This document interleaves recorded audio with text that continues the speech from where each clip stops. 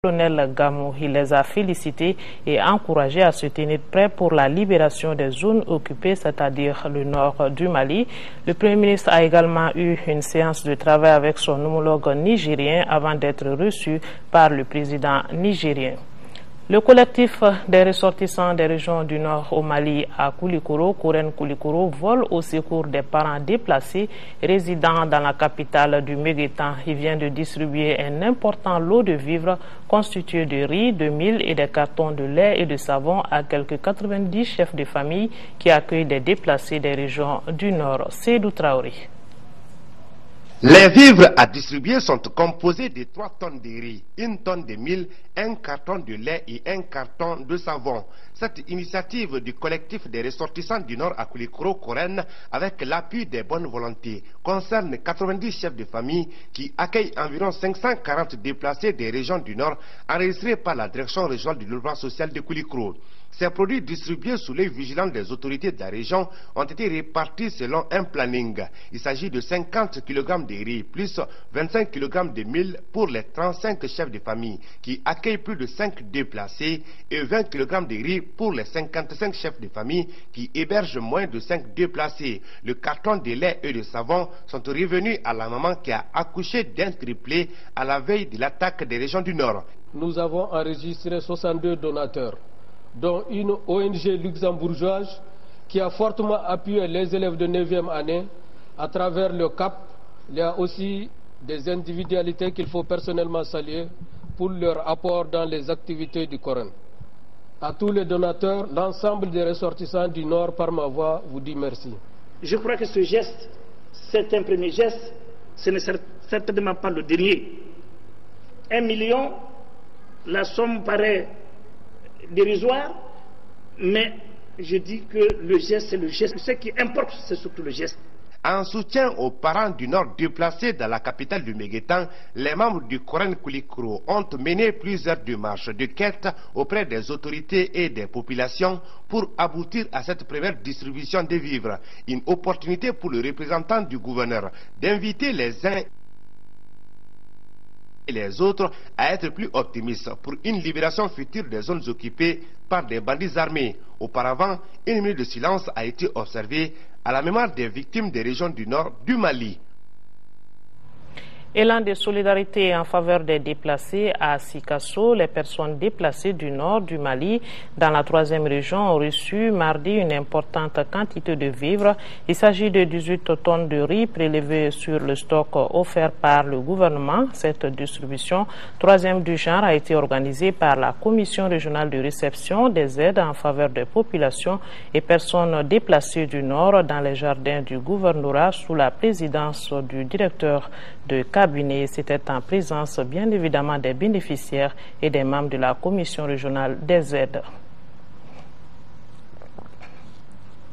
Voilà l'élan de solidarité en faveur des déplacés du nord à Sikasso qui ont reçu un important lot de vivres. En 5e région, le programme Global Water Initiative vient d'organiser à Bankas l'édition 2012 du concours intercommune dans le cadre des journées communales de l'eau, de l'hygiène et de l'assainissement. À l'arrivée, se sont classées les communes de Djalassabu, Bankas, Solura et Wenkoro. Moustapha Doumbouya nous en parle.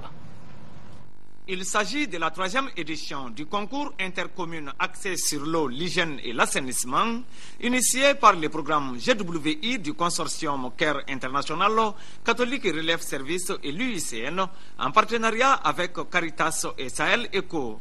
Le but, c'est de contribuer à relever le niveau d'autonomisation des communes au plan de la mobilisation des ressources financières, de l'organisation, du suivi et de l'évaluation des journées communales de l'eau, l'hygiène et l'assainissement. Nous avons constaté qu'il y a eu une saine émulation entre les villages d'une même commune. C'est ce qui a fait qu'on a constaté qu'il y a eu beaucoup de réalisations en matière d'ATPC au niveau des communes de Baye, Wankoro, Sokura et Djalassago. Les critères d'évaluation des communes sont au nombre de 6, parmi lesquels la prise en compte des recommandations de la précédente journée communale de l'eau, la mobilisation des partenaires, la participation, l'implication et la mobilisation des populations de la commune.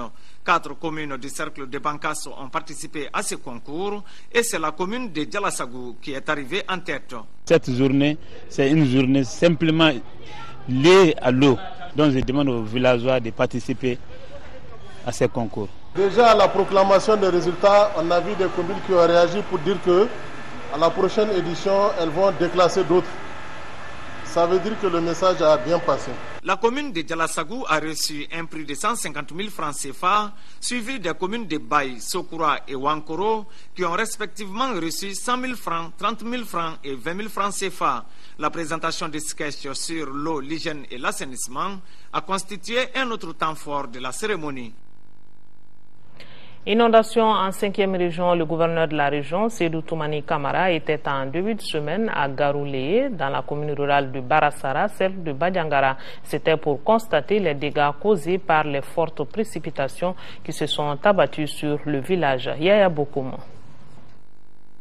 Plus de 100 ménages touchés, des concessions entièrement détruites, près d'une soixantaine menacées de ruines, des boutiques, greniers et puits effondrés, des hectares de champs ensemés inondés, mais aucune perte en vie humaine n'a été déplorée. C'est le bilan assorti de lors des inondations survenues dans le village de Garouleye, situé dans la commune de Barassara, à une soixantaine de kilomètres de son chef-lieu de cercle Banyangara. Pour cause, une grande pluie qui s'est abattue sur la localité du 3 au 4 juillet et qui a enregistré 100 mm. Le chef de l'exécutif régional s'est rendu sur les lieux en compagnie des responsables régionaux et locaux. Nous déplorons des dégâts matériels considérables. Et tout cela avec des conséquences sur le plan sanitaire incalculables. Et quelque part, nous nous félicitons d'abord de l'intervention très rapide des autorités locales de Bandiagara qui très rapidement se sont mobilisées pour apporter appui et assistance à ces populations sinistrées. Des ouvrages situés sur la route du Poisson qui traverse le village sont mis en cause par la population. Visiblement, on peut dire que c'est les ouvrages, mais tant qu'il n'y a pas d'études, on ne peut pas incriminer les ouvrages. Nous allons saisir l'AGETIP, qui est le maître d'ouvrage délégué. Après un tour des lieux, dont l'école où se trouvent les sans-abri, le gouverneur de région a fait signe d'une manifestation de solidarité gouvernementale en remettant aux populations sinistrées 2 tonnes de riz, des moustiquaires, des tentes, des nattes et des aquatapes. Sortie de promotion en première région, il s'agit de la promotion 2012 de l'Institut de formation des maîtres Tcheman Koulibaly. La promotion qui compte plus de 420 élèves maîtres, dont 4 déplacés du Nord, porte le nom du directeur général de l'Institut, Ousseini Berté. La cérémonie a regroupé autour du directeur général de l'IFM CAI les autorités administratives et politiques ainsi que les responsables de l'administration scolaire. De CAI, le reportage de Mahamadi Alioubari. Cette cérémonie consacre le baptême de la promotion 2012 de l'Institut de formation des maîtres Tcheman Koulibaly de CAI. La promotion porte le nom d'Ousseini Berté, directeur général de l'établissement. Un choix qui s'explique par les qualités de l'homme qui constitue une référence et un modèle pour les élèves terminalistes. Ces élèves maîtres en passe de changement de statut social viendront grossir les effectifs combien insuffisants du monde enseignant. Convaincu que l'élève maître doit être discipliné, courageux, curieux, toujours à la quête du savoir-faire et du savoir-être pour sa réussite. Ce qui exige le travail bien fait. 426 élèves maîtres terminalistes, dont 4 déplacés du Nord, auront choisi surtout un métier où tout est question de devoir et rarement de droit selon le parrain. Le partage du savoir enrichit celui qui les reçoit, sans appauvrir son détenteur. Chers élèves maîtres, à présent que vous allez troquer votre chemise de formé contre le manteau de formateur, vous devrez avoir les épaules suffisamment solides. Vous serez bientôt sur le chemin du devoir, où très peu parmi vous auront des avatars. Un sketch présenté par les élèves maîtres de l'Institut sur les difficultés qu'ils rencontrent au cours de leur formation a rehaussé l'éclat de la cérémonie.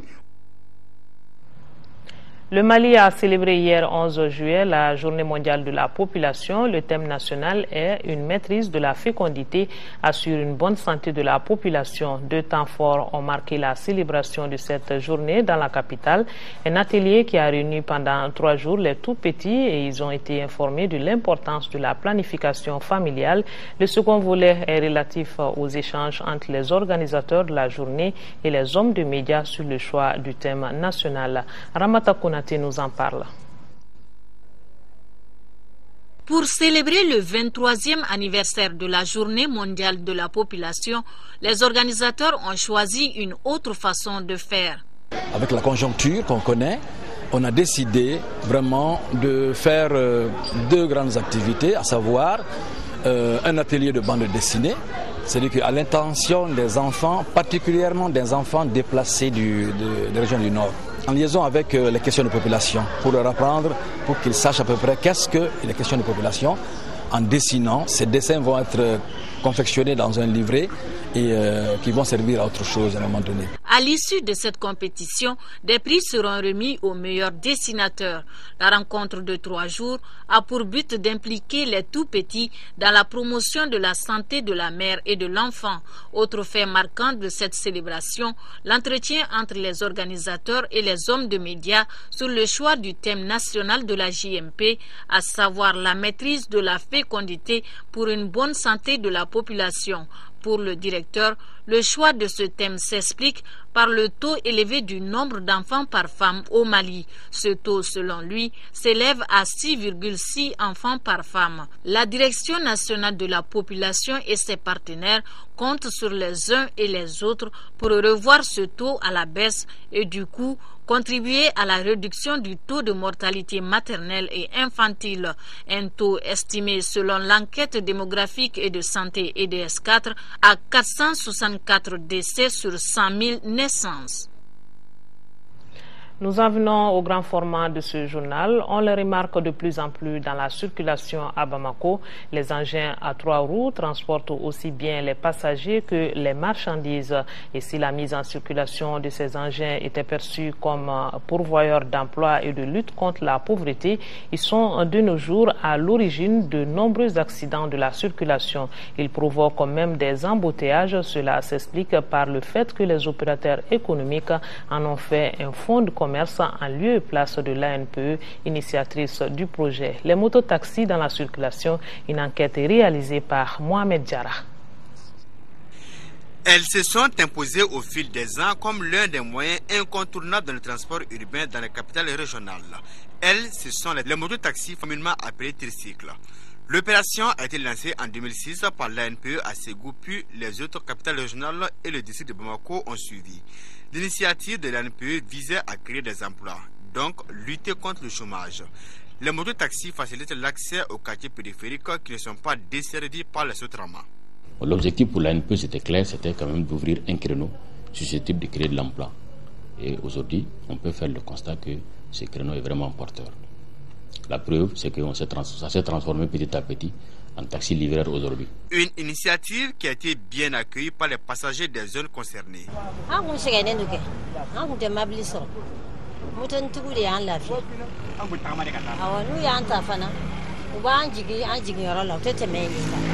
Cette action de l'ANPE était salutaire pour les locataires de ces taxis dont les recettes journalières oscillaient entre 4 500 et 10 000 francs CFA.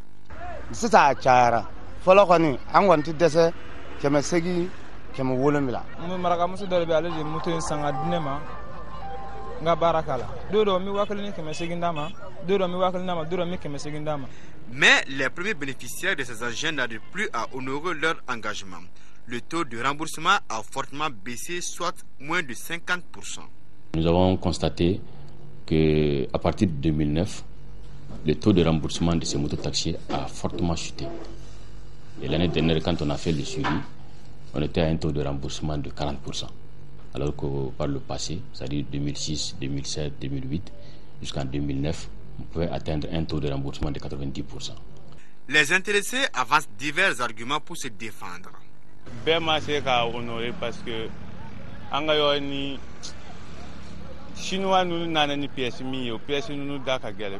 anga ANP moto dile nunu chaman be u be jora way ko ni ma ban sala moto jora ay bengando ke bon a tiena ba as moto de tiena a piasi a tisoro a minan tisoro moto ni ko ni andeme ga minan tisoro.